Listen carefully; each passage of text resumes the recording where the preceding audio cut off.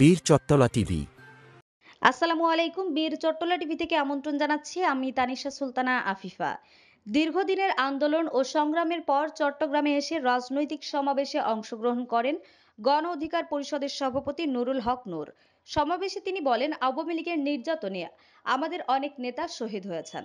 আমরা অনেক রক্তের বিনিময়ে নতুন বাংলাদেশ পেয়েছি। আমরা এই নতুন বাংলাদেশকে আর পরাজিত হতে দেব না।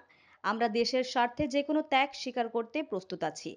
কারণ দীর্ঘদিন যাবৎ আমরা আওয়ামী লীগের অনেক নির্যাতন জুলুম সহ্য করে এসেছি। আমাদের কোনো মত প্রকাশের অধিকার ছিল না, ভোটের অধিকার ছিল না। আওয়ামী দুঃশাসন আমাদের সব অধিকার কেড়ে নিয়েছে।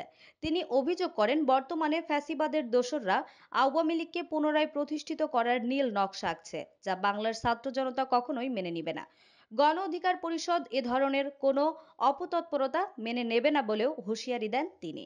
তিনি আরো বলেন, এই দেশ কারো পারিবারিক সম্পত্তি নয়। জনগণের অধিকার প্রতিষ্ঠার লড়াই থেকে আমরা পিছপা হব না।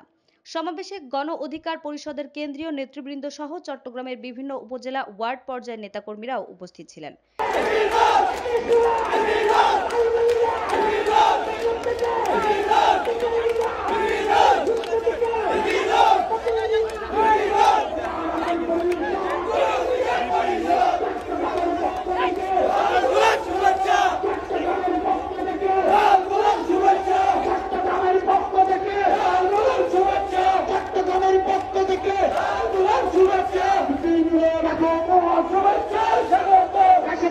আমাদের আরো আপডেট খবর পেতে চোখ রাখুন বীর চট্টলা টিভিতে। ফেসবুকে ফলো, ইউটিউবে সাবস্ক্রাইব করুন।